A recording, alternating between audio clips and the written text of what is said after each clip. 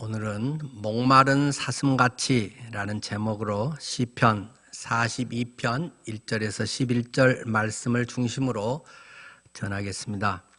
시편 42편 1절 말씀입니다. 하나님이여, 사슴이 시냇물을 찾기에 갈급함같이 내 영혼이 주를 찾기에 갈급하니이다. 내 영혼이 하나님 곧 살아계시는 하나님을 갈망하나니 내가 어느 때에 나아가서 하나님의 얼굴을 배울까? 사람들이 종일 내게 하는 말이 네 하나님이 어디 있느뇨 하오니 내 눈물이 주야로 내 음식이 되었도다. 내가 전에 성의를 지키는 무리와 동행하여 기쁨과 감사의 소리를 내며 그들을 하나님의 집으로 인도하였더니 이제 이 일을 기억하고 내 마음이 상하는도다. 내 영혼아, 내가 어찌하여 낙심하며 어찌하여 내 속에서 불안해하는가? 너는 하나님께 소망을 두라. 그가 나타나 도심으로 말미암아 내가 여전히 찬송하리로다. 내 하나님이여, 내 영혼이 내 속에서 낙심이 되므로 내가 요단 땅과 헤르몬과 미살산에서 주를 기억하나이다. 주의 폭포 소리에 깊은 바다가 서로 부르며 주의 모든 파도와 물결이 나를 휩쓸었나이다. 낮에는 여호와께서 그의 인자하심을 베푸시고 밤에는 그의 찬송이 내게 있어 생명의 하나님께 기도하리로다. 내 반석이신 하나님께 말하기를 어찌하여 나를 잊으셨나이까? 내가 어찌하여 원수의 압제로 말미암아 슬프게 다니나이까 하리로다. 내 뼈를 찌르는 칼같이 내 대적이 나를 비방하여 늘 내게 말하기를 네 하나님이 어디 있느냐 하도다. 내 영혼아, 내가 어찌하여 낙심하며 어찌하여 내 속에서 불안해하는가? 너는 하나님께 소망을 두라. 나는 그가 나타나 도심으로 말미암아 내 하나님을 여전히 찬송하리로다. 아멘. 150편으로 되어 있는 시편을 크게 5권으로 구분합니다. 성경 자체에도 제1권, 제2권 이렇게 해서 제5권까지 구분이 되어 있죠. 이것을 보통 모세 오경에 비유를 합니다. 그래서 시편 1편은 창세기, 시편 2편은 출애굽기 이런 식으로 비유를 하는데, 그렇게 본다면 시편 2편의 이 첫 장인 42편, 이것은 출애굽기, 그것의 가장 앞부분에 해당된다고도 말할 수 있습니다. 꼭 그런 건 아닙니다만은, 이 출애굽기 맨 앞에 어떤 이야기입니까? 신음하는 백성들, 지금 애굽의 노예 생활을 하고 있는 백성들의 그 탄식처럼 이 시편 42편도 탄식의 노래. 그러나 이것이 모세 등장으로 말미암아 출애굽이 이루어지듯이 이 문제에 대해서 해결되는 부분들을 시편 42편은 우리에게 노래하고 있습니다. 먼저 1절 말씀이죠. 하나님이여, 사슴이 시냇물을 찾기에 갈급함같이 내 영혼이 주를 찾기에 갈급하니이다. 이것은 지금 시인이 처한 입장과 처지를 우리에게 말해주고 있습니다. 이스라엘 지역은 크게 두 절기로 나눌 수 있죠. 하나는 건기, 하나는 우기. 건기는 5월부터 9월까지, 그리고 우기는 10월부터 4월까지입니다. 건기에는 거의 비가 전혀 오지 않을 정도입니다. 우기가 돼야만 비로소 비가 오게 됩니다. 그러니 그곳 척박한 곳에서 생활하는 것이 얼마나 힘들겠습니까? 오늘 본문에는 사슴을 등장시키고 있습니다. 사슴은 다른 동물보다 열이 많아서 물을 더 자주 마셔야 된다고도 합니다. 그래서 물이 귀한 이 건기 때는 갈증을 해결하기 위해서 필사적으로 시냇물을 찾아서 사슴이 나선다는 것입니다. 시인은 지금 자신의 심정이 꼭 이렇습니다라고 하나님 앞에 이야기하고 있는 것이죠. 사슴을 통해서 자신의 상황을 비유해 노래하고 있는 이 본문, 이것은 하나님을 사모하는 성도의 갈망과도 맞닿아 있지 않겠습니까? 생수가 긴급하고 간절합니다. 애타게 부르짖습니다. 식사는 몇 끼 굶어도 그래도 견딜만 하지만 물을 못 마시면 정말 혼미해지지 않습니까? 목이 타서 죽을 지경, 때로는 건강 문제, 때로는 돈 문제, 때로는 하나님을 향한 이러한 사모함의 문제, 타는 목마름으로 하나님을 찾고 찾으며 부르짖는 그런 사슴, 그런 시인, 그런 우리들의 지금 상황인가 하는 것을 1절은 우리에게 제시해 주고 있습니다. 2절 말씀에는 내 영혼이 하나님 곧 살아계시는 하나님을 갈망하나니 내가 어느 때 나가서 하나님의 얼굴을 배울꼬 하는 시인의 갈망이 기록되어 있습니다. 갈증 상태가 날로 더 심해집니다. 하나님을 찾기에 갈급하고 갈망합니다. 탈수 상태에 빠지니 그는 이제 그의 바람은 오직 이것 하나뿐입니다. 고대하고 부르짖고 헐떡이는 이 갈망. 인간은 처절한 상태에 이르러서야 비로소 인간 본연의 민낯이 드러나는 법입니다.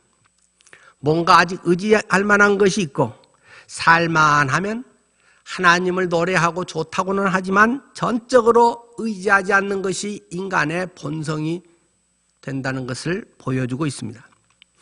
교양 있는 멋진 말을 하고 체면 있는 모습을 갖추려 하지만은 진짜 절박하면 안면몰수하고 미친 사람처럼 됩니다. 여러분은 앞 못 보는 바디메오의 상황을 잘 아실 것입니다. 평생 맹인으로 살았던 바디메오.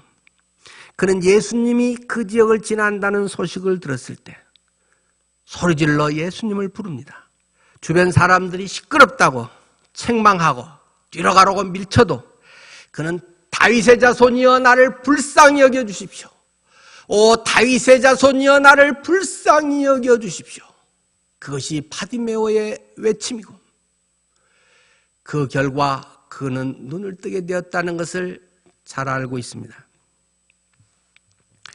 귀신 들린 딸을 고쳐달라고 주님 앞에 애걸복걸한 스로보니게 여인의 이야기도 마찬가지 아닙니까?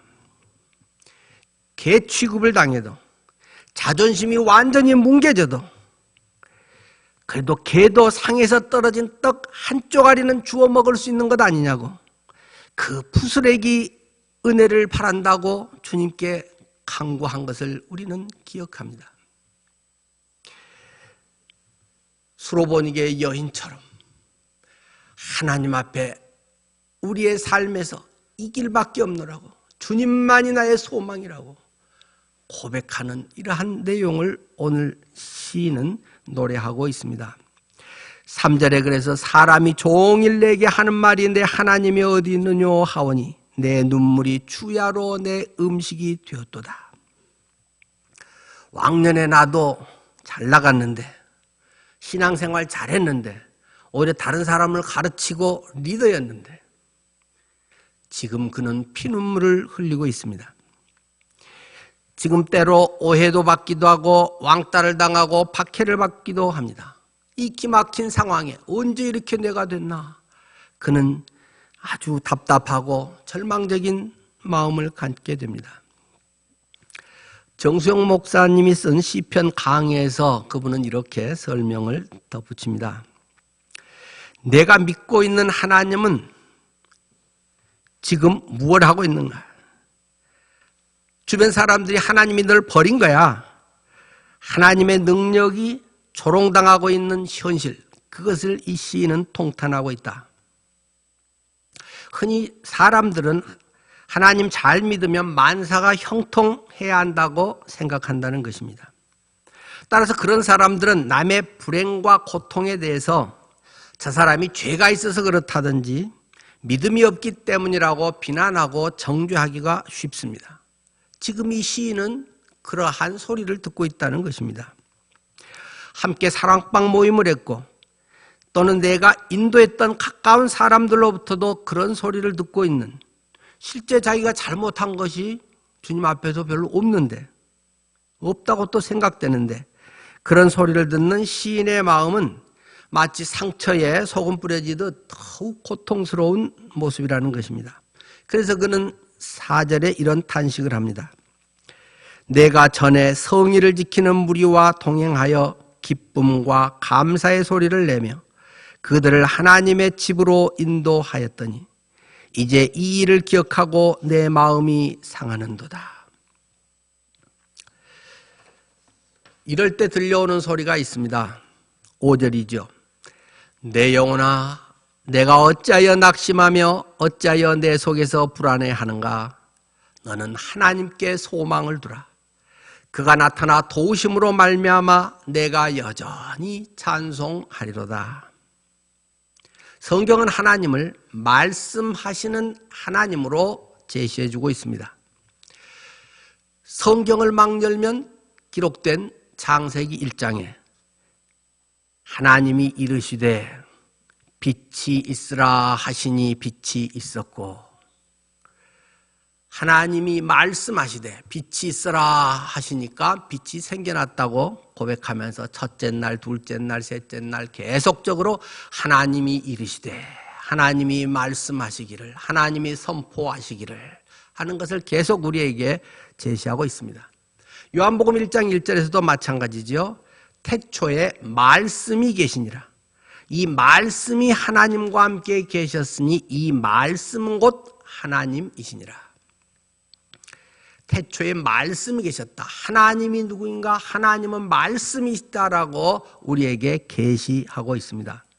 하나님의 말씀 혹은 하나님의 음성, 신약 성경에 기록된 헬라어에는 이 두 단어로 그것을 좀 구분하고 있는 걸 봅니다. 한 단어는 로고스입니다. 로고스. 신구약 성경에 기록된 이 말씀, 그것을 로고스라고 합니다. 머리로 우리가 이해되고 논리적이고 객관적으로 선포되는 이런 말씀을 대개 로고스라고 기록하고 있습니다. 그러나 또 하나는 레마입니다. 흔히 우리가 하나님의 음성을 듣는다. 하나님의 음성이라고 하는 주관적이고 대개는 개인적으로 깨달아지거나 들려지는 말씀을 레마라고 하겠습니다. 이것은 머리보다는 가슴에 다가오는 말씀이라고 할 수도 있겠죠. 성경에 기록되어 있지는 않지만 지금 나의 이런 상황에 필요한 말씀들이 우리들에게 깨달아지고 들려지는 경우라고도 하겠습니다. 내가 누구와 결혼할 것인가? 지금 이 상황에서는 어떻게 해야 할까? 이런 여러 상황에서 이미 기록된 성경의 말씀이 새삼스럽게 나에게 큰 울림으로 다가오거나 때로는 성경에 기록되어 있지는 않지만 구체적인 어떤 가르침으로 내게 전해져 깨달아지고 믿어지고 들려지는 경우가 있다는 것입니다.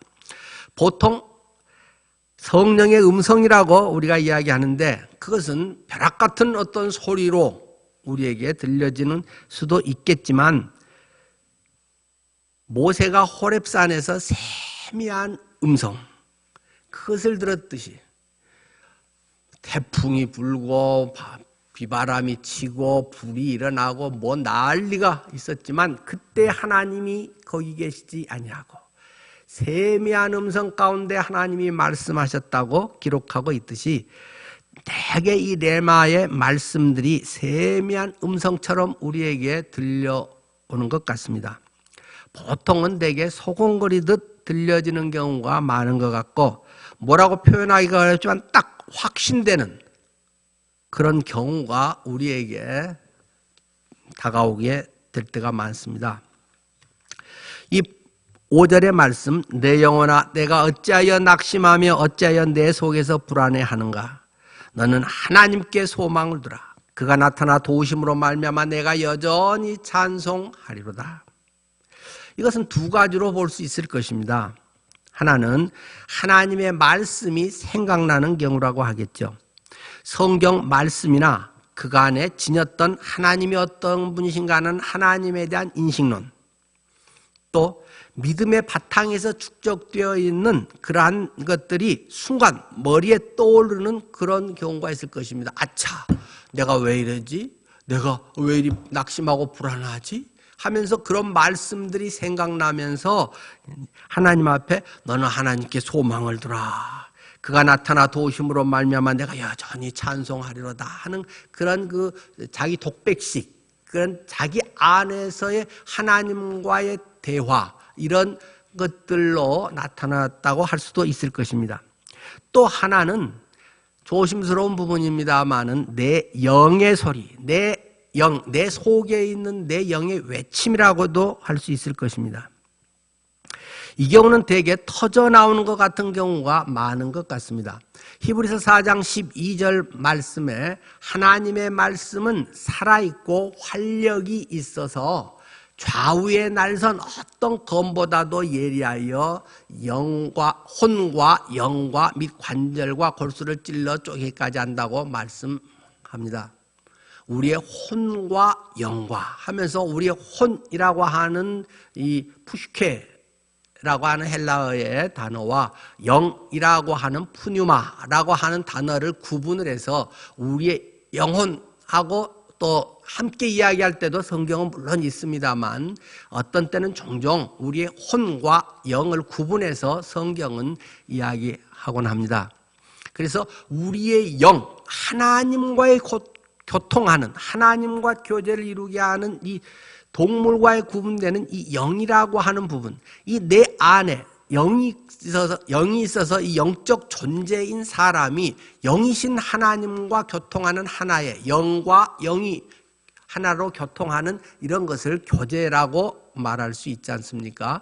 그래서 이 영이, 내 속에 영의 외침이, 내가 낙심하고 있는데 내 안에 영이 불뚝 깨어나듯이 이야기합니다. 내 영혼아, 내가 어찌하여 낙심하며 어찌하여 내 속에서 불안해하고 있니?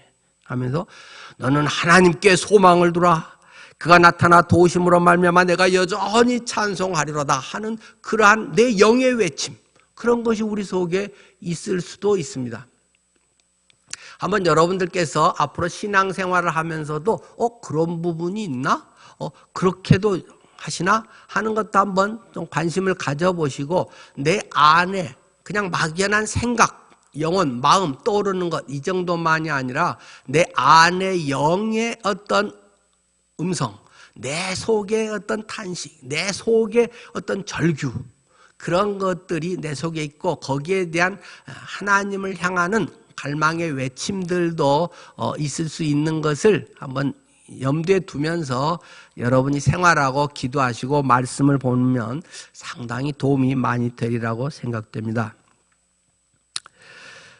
그러면서 그 마음에는 2절에 있는 같이 그가 바라보는 것, 하나님께 소망을 두라 하면서 살아계시는 하나님, 내가 하나님의 얼굴을 배울까 하면서 하나님이 어떤 분인가, 너는 하나님께 소망을 두라. 그 하나님이 어떤 분이야 도대체 하는 것에서 살아계시는 하나님, 모든 것을 아시는 하나님, 나의 형편을 주관하시는 하나님, 내가 그분의 선물만이 아니라 하나님의 얼굴을 본, 하나님의 얼굴과 얼굴을 대면할 수 있는, 아무런 거리낌 없고 아무런 죄가 없고 모든 것에서 자유로워질 수 있는 그러한 하나님의 얼굴을 대면하는 그러한 살아계신 하나님과의 동행의 모습을 여기에서는 우리가 볼 수 있겠죠. 하여튼 하나님의 말씀, 하나님의 음성에 대한 것은 어떤 방법이냐, 뭐 큰 소리냐, 작은 소리냐, 속에서 들리냐, 아니면 밖에서 뭐 귀에 스테레오 울리듯이 들리냐, 이런 방법이 중요한 것이 아니고 중요한 문제는 내용이라고 하는 것입니다. 하나님께서 우리에게 무엇이라고 말씀하시는가? 날마다 하나님의 이 음성을 듣고 살아가야 되는데 내 영혼아, 내가 어찌하여 낙심하며 어찌하여 내 속에서 불안해하는가? 너는 하나님께 소망을 두라. 그가 나타나 도우심으로 말미암아 내가 여전히 찬송하리로다. 하나님은 우리의 상황을 너무나도 잘 아십니다. 지금 내가 낙심하고 불안해하고 있는 모습, 그것도 속속들이 들어서 알고 있습니다. 믿음 있는 채 하지만 실상은 허당일 수도 있는 그런 모습도 하나님은 보고 계십니다. 우리를 어렵게 하는 것은 상황과 주변 환경의 문제입니다. 남들이 뭐라고 하고 또 지금 매우 어려운 형편이 되고 돈 때문에 건강 때문에 얼마나 우리가 심한 고통을 당하고 있는지 그것이 나를 가시처럼 찌르고 있는 것을 하나님은 보고 계신다는 것입니다. 성경은 상담의 가장 탁월하고 전형적인 모습을 보여주기도 합니다. 그러나 때로는 전혀 그렇지 않아 보이는 방식으로 또 그것을 대처하기도 합니다. 여기서 하나님이 나타나셔서 이 힘들어하는 시인에게 그래 얼마나 힘드니 내가 네 마음 알아. 뭐 이런 말씀을 하면서 라포를 형성하는 공감 능력을 보여주시기보다는 일반 상담 이론 그런 심리학자들과는 다른 모습을 보여주고 있습니다. 마치 하나님은 내가 어떤 처지에 처해 있는지 나의 현실적인 현상적인 문제들을 모르시는 듯 무관심하신 듯 한마디를 던집니다. 너는 하나님께 소망을 두라. 이 말씀은 하나님으로부터 들려온 말씀일 수도 있고 내 영이 내 자신을 일깨우면서 내 속에 이미 간직되고 녹아있는 그런 말이 새삼 나를 일깨우면서 들려오는 말일 수도 있습니다. 그러나 그것이 어느 것이든 그것은 큰 차이가 아닙니다. 우리 삶에 수많은 문제가 있고 그 문제들이 수시로 우리에게 닥쳐오지만 해답은 의외로 단순하다는 것입니다. 너는 하나님께 소망을 두라. 이런 상황에 무슨 소망이 있겠습니까? 많은 소망을 가져야 되는데 그냥 잘 될 거야 희망 소망 힘내세요가 아니라 하나님께 소망을 두라 하는 것을 우리에게 강조하고 있습니다. 왜 하나님께 소망을 둬야 되는 것입니까? 마음이 편해지기 때문입니까? 하나님은 전능하시기 때문이다. 유한한 사람에게는 모든 것이 문제가 될 수 있고 오늘은 좋아도 내일 완전히 뒤집어질 수도 있고 우리의 여러 상황들은 유한한 또 어떤 능력의 한계가 있는 우리의 삶에서 어찌할 수 없는 것들이 많이 있지만 하나님은 전지하시다. 하나님은 전능하시다. 모든 걸 아시고 모든 것을 능히 해결하실 수 있는 그런 하나님이시기 때문에 어떤 상황이라도 아무 문제가 될 수 없다. 천지를 지으신 하나님이 나에 닥치는 그런 작은 문제를 해결하지 못할까 보냐. 주님께서는 우리에게 말씀하십니다. 문제는 네가 이것을 믿느냐? 네가 정말로 이것을 믿어? 하나님께서는 우리에게 질문하고 있는 것입니다. 믿는다고 하고 믿어야지 하지만 정말로 너가 믿고 있는 거야? 하나님은 우리에게 질문을 하십니다. 그럴 때 우리는 이런 고백을 할 수밖에 없습니다. 그가 나타나 도우심으로 말미암아 내가 여전히 찬송합니다 하는 고백을 하는 것이죠. 우리는 때때로 믿음의 인내가 필요합니다. 그러나 결국 우리의 마음은 순식간에 바뀝니다. 한순간에 바뀝니다. 우리가 그래야지 믿어야지 이렇게 쇠뇌한다고 그것이 되는 건 아닙니다. 하나님의 말씀이 깨달아지면 하나님의 말씀이 내게 믿어지면 순식간에 바뀌는 것입니다. 우리의 구원도 결국은 어떤 과정 속에서 점차 젖어들다가 한순간에 하나님의 자녀로 거듭남이 경험되고 거듭남의 생명책에 기록되는 역사가 있듯이 우리의 삶에서 닥치는 하나님과의 만남, 하나님의 경험 이라는 것들은 순식간에 일어나는 것입니다. 자, 내가 돈 10억이 없어서 지금 부도나고 피 마르는 그런 고통에 처해 있다고 합시다. 그때 내가 네 통장에 100억을 입금했다라는 재벌 회장의 전화를 받으면 어떻겠습니까? 그래도 계속 낙심하고 불안해하고 있을까요? 와, 너무 감사합니다. 하나님이 이 사람을 통해서 했네요. 이분을 어떻게 보내주셨네요. 아마 사람이 했더라도 그렇게 이야기하지 않겠습니까? 전화 한 통하면 이 문제 해결됐어? 그래, 알았어. 라고 전능자가 모든 걸 가진 분이 나에게 말씀하신다면 이제 그것은 문제가 안 됩니다. 10억이나 되는데요? 걱정 말어. 나는 몇 조도 갖고 있어. 주님은 우리에게 말씀하십니다. 이것은 논리나 성경 지식이 아니라 하나님 안에서 경험하는 체험인 것입니다.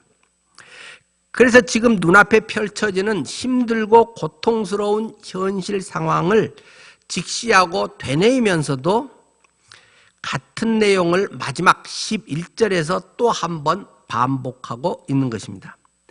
체험적으로 이렇게 하나님을 찬양하게 되는 것이죠.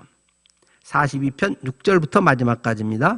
내 하나님이여, 내 영혼이 내 속에서 낙심이 되므로 내가 요단 땅과 헤르몬과 미살산에서 주를 기억하나이다. 주의 폭포 소리에 깊은 바다가 서로 부르며 주의 모든 파도와 물결이 나를 휩쓸었나이다. 낮에는 여호와께서 그의 인자하심을 베푸시고 밤에는 그의 찬송이 내게 있어 생명의 하나님께 기도하리로다. 내 반석이신 하나님께 말하기를 어찌하여 나를 잊으셨나이까? 내가 어찌하여 원수의 압제로 말미암아 슬프게 다니나이까? 하리로다. 내 뼈를 찌르는 칼같이 내 대적이 나를 비방하여 늘 내게 말하기를 네 하나님이 어디 있느냐? 하도다. 내 영혼아, 내가 어찌하여 낙심하며 어찌하여 내 속에서 불안해하는가? 너는 하나님께 소망을 두라. 나는 그가 나타나 도우심으로 말미암아 내 하나님을 여전히 찬송하리로다. 베드로전서 1장 3절 4절은 이야기합니다. 우리 주 예수 그리스도의 아버지 하나님을 찬송하리로다. 그의 많으신 긍휼대로 예수 그리스도를 죽은 자 가운데서 부활하게 하심으로 말미암아 우리를 거듭나게 하사 산 소망이 있게 하시며 썩지 않고 더럽지 않고 쇠하지 아니하는 유업을 있게 하시나니 곧 너희를 위하여 하늘에 간직하신 것이라. 하나님께서는 우리를 거듭나게 하사 산 소망이 있게 하셨다. 우리 속에 산 소망을 담아주셨다라고 말을 합니다. 이 산 소망이라고 하는 것은 소망 자체가 살아있다는 것입니다. 소망을 그냥 가지고 있다, 주상명사나 이런 게 아니라 하나님 자신이 소망이고 하나님 자신이 내 안에 있어서 산 소망으로 하나님이 꿈틀거린다는 것입니다.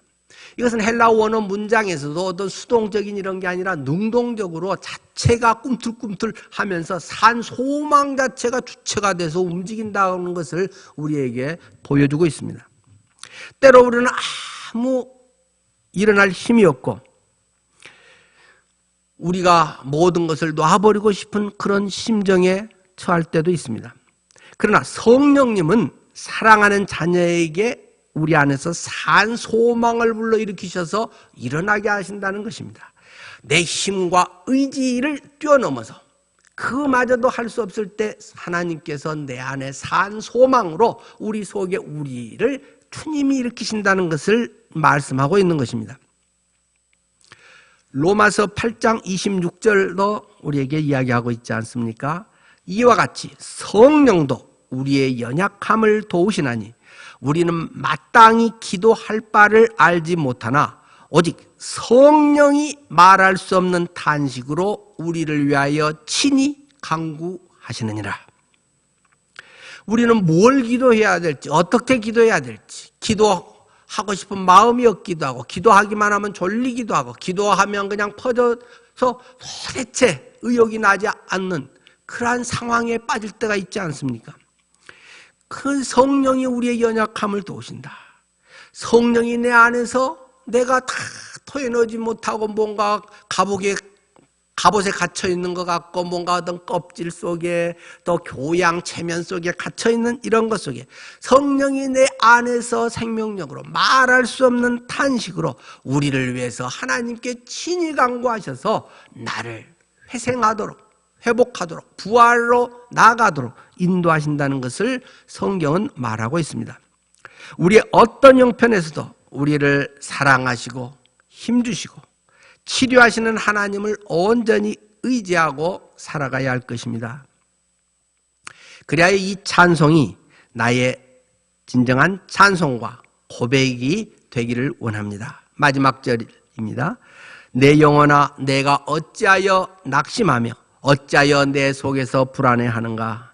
너는 하나님께 소망을 두라. 나는 그가 나타나 도우심으로 말미암아 내 하나님을 여전히 찬송하리로다. 함께 기도하겠습니다. 하나님, 연약한 저희를 잘 아십니다. 진토와도 같다고도 말씀하셨습니다. 하나님, 그러나 주님의 얼굴을 구할 때, 살아계신 하나님을 배울 때 우리의 삶은 순식간에 완전히 달라질 수 있음을 고백하고 있습니다. 우리 속에 하나님의 이 음성이 들릴 때, 하나님의 말씀이 우리 속에 회복될 때, 하나님의 말씀이 우리를 일깨우고 믿음으로 반응하게 될 때 하나님의 놀라운 역사가 우리에게 있음을 감사하고 찬양합니다.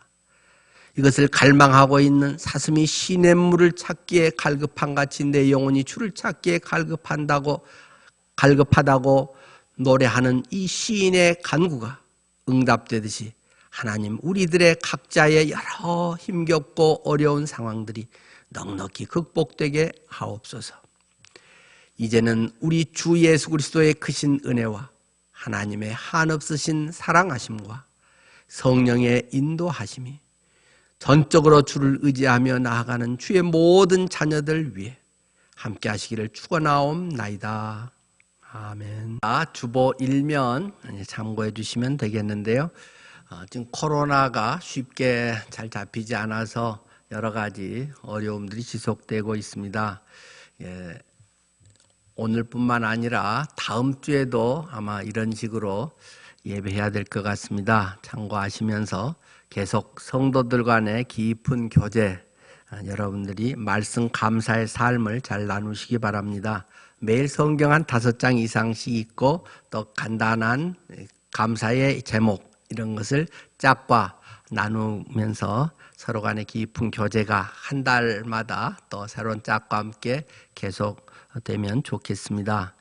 1시간 기도 밤 10시 함께 기도회 여러분들이 10시 함께하면 더 좋고 그렇지 않더라도 하루에 1시간 정도는 주님과의 친밀한 교제, 이런 영적 교제가 주님과에 있고 하나님과의 깊은 은혜의 세계에 들어갈 수 있는 우리의 오히려 더 좋은 기회가 이러한 어려운 때에 주님 안에서 일어나기를 바랍니다.